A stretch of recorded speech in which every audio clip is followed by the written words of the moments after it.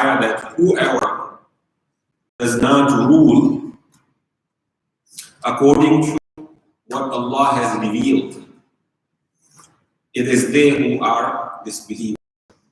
It is they who are kafir.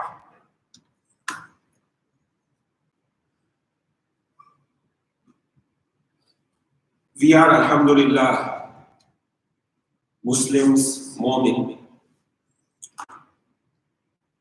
and talking about, Islam and kufr, iman, and not having iman, shirk, masla.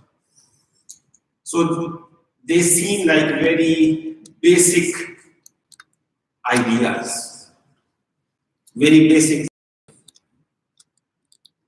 Sometimes it comes, the idea, the notion in our mind that alhamdulillah, we are Muslim, we are believers, we understand, what Islam is. So we need to discuss some important things. Muslim, the concept of zakat, concept of hajj, all right, and some other, some of the things related to morality, the beginning, then the whole journey that we will make. It will not be on the right direction. It will not be with the right object and right purpose. We know that if the foundation is not right, then the whole structure, the whole building will not be right. So Islam, Iman, which is our foundation, we have to understand what Islam is, what kufr is, what Muslim is, and what kafir is. Why Allah subhanahu wa ta'ala promised a believer, a Muslim, that he will enter, paradise, he will enter Jummah, he will enjoy the blessings that no eyes, ever seen, no heart ever thought about it, no ears, heard about it. And on the other side, a disbeliever, a mushrik, will go to hell. There will be horror, there will be so much, pain. So why there is a huge, difference? We are not talking about 1 year or 2 years life. It is forever, which has no end. So why there is a huge promise with a believer, and on the other side, a wa'id, all right, a warning to a non-believer? What makes them different? Now, both words, of course, Islam and kufr, or shirk, iman, they are all Arabic words, and they are used as terminology. Like salat is a term, zakat is a term, fiqh or shari'i term. Similarly, Islam and kufr too. However, term doesn't mean that they have no connection with their literal meaning. For instance, salat, it means prayer. That we start the prayer by raising our hand, and then we do ruku and sajda, we recite the Quran, 4 rakah, 6 rakah, 2 rakah, 3 rakah. So this is prayer, salat. Literal meaning of salat is dua. What is the connection? That when we perform the prayer, from the beginning till the end, there are many du'as. Even the recitation of the Quran, this is also a form of dua. Then when we sit down, we read the dua, tahiyyatu lillahi wa salawatu, Allahumma salli. So there is a connection between the literal meaning of salat, which is dua, and the salat that we call in prayer. Similarly, zakat, literal meaning of zakat, purification. But zakat is charity. The connection is very clear that zakat purifies our wealth. Zakat is like a stain, and 2.5% we have to give because it doesn't belong to us. The same way, Islam literally means submission, to submit. And kufr, it means to deny. Now, the connection between the literal meaning and the terminology that these words used for is obvious. That submission before the will of Allah subhanahu wa ta'ala. Someone who calls himself Muslim or Mu'min means that he has submitted his will before the will of Allah subhanahu wa ta'ala. It is like, someone raised his hand, both of the hands, that, I have no will, I have nothing to say, whatever you want me to do, I will do it. We hire someone for like 8 hours, and we say that we will give you, $300, $400, and we have different, types of work, outside, inside, many different things. So we will just ask you anything that it is in your capacity. Of course, not something that's beyond your capacity. لا يكلف الله نفسا إلا وسعها. That Allah subhanahu wa ta'ala does not assign anyone more than he cannot do it, more than he can do it. So of course, but he said that whatever is in your capacity, whatever skills you have, we will assign you the work. So what we expect from that person, that in that 8 hours, he would not say that, oh, I will not do this thing. This is a dirty work, or this is a hard work. No, he has to do it. Exactly in the same way, Allah subhanahu wa ta'ala says in the Quran, إِنَّ اللَّهَ اشْتَرَى مِنَ الْمُؤْمِنِينَ أَنفُسَهُمْ وَأَمْوَالَهُمْ بِأَنَّ لَهُمُ الْجَنَّةَ. That we purchase your lives. In Allah purchased from the believers their lives. أنفسهم وأموالهم, and their wealth, بأن لهم الجنة, in exchange of the Jannah. So Jannah is the price, but what we have to pay? Ourselves and our everything. That we have no will but the will of Allah subhanahu wa ta'ala. On the other side, kafir, the one who denies.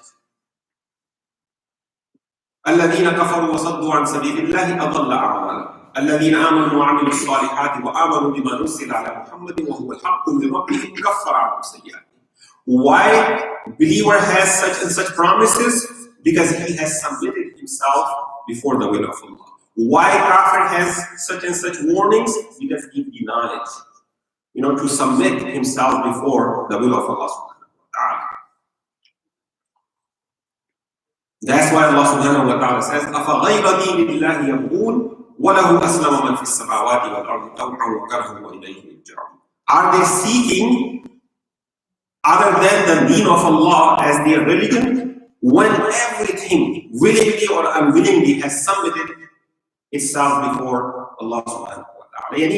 In this universe, every single thing from the angels to animals, everything has submitted before the will of Allah subhanahu wa ta'ala.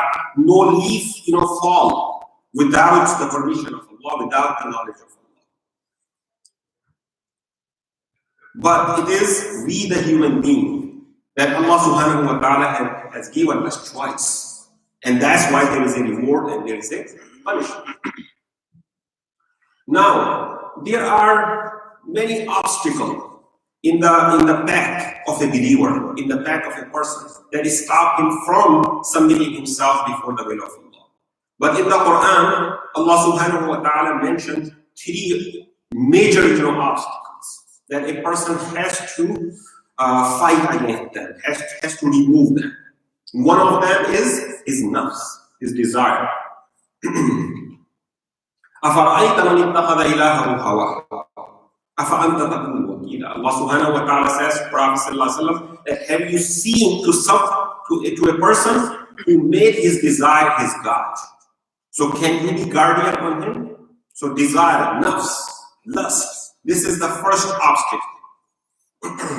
Second, the family, the forefathers, the customs of the tribe, the custom of the family, the custom of the clan, So this is the second obstacle. When we read the Quran, whenever a prophet came to a group of people and then called them to submit before Allah, the first argument they presented is that we found our forefathers doing such and such things. We cannot go against that. That we found our forefathers doing such and such things. So that's the second obstacle. And third one, beside the family members, someone else. It can be like a teacher, it can be boss, it can be a colleague, okay? It can be friends, it can be classmates. So the whole system around us, beside our family members, they also become an obstacle.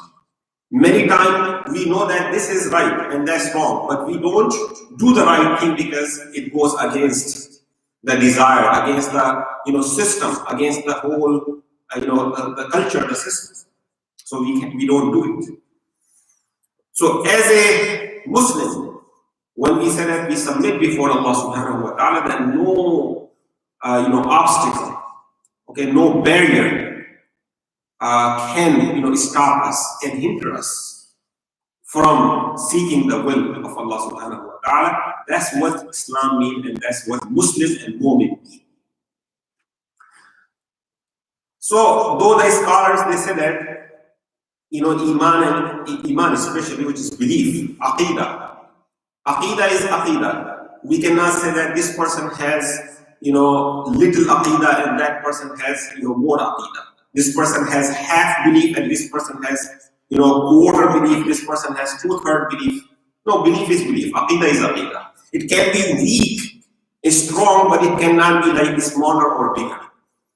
So as a mu'min, all the people are equal if they really believe sincerely in Allah subhanahu wa ta'ala in the basic things.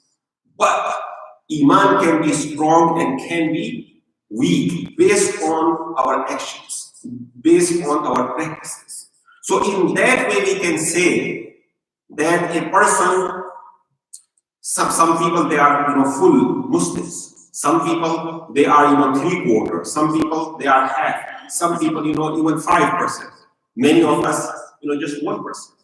It depends that how much we are dedicating our desires and our wills before the will of Allah subhanahu wa ta'ala.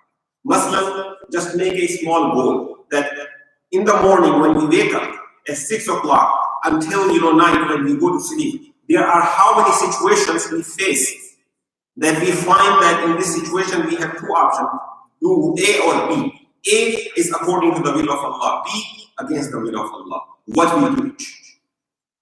So if we do in this way every single day, then we can keep track of ourselves, and it is possible that we can control our nafs, we can control our desire.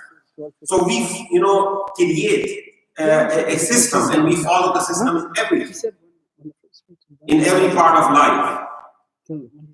In the same way, we should make the system a schedule, a program in the deen, too. So then we know that where we are standing, and then we can make improvement. We ask Allah subhanahu wa ta'ala to make to give us something to help us to achieve our goal. May Allah subhanahu wa ta'ala make us true believer and true Muslim. Just quick announcement that we have every week or every other week on Friday night, sometimes 6 o'clock, sometimes 7 o'clock, programs, online programs. They are known, very well-known speakers who give speeches.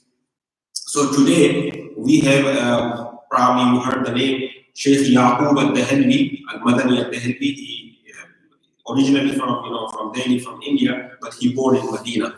So he, inshallah, will be speaking tonight at 9 o'clock from Medina to Nawara, and it will be online. It will be live on Facebook, Facebook, also on YouTube. So I encourage all of you, please,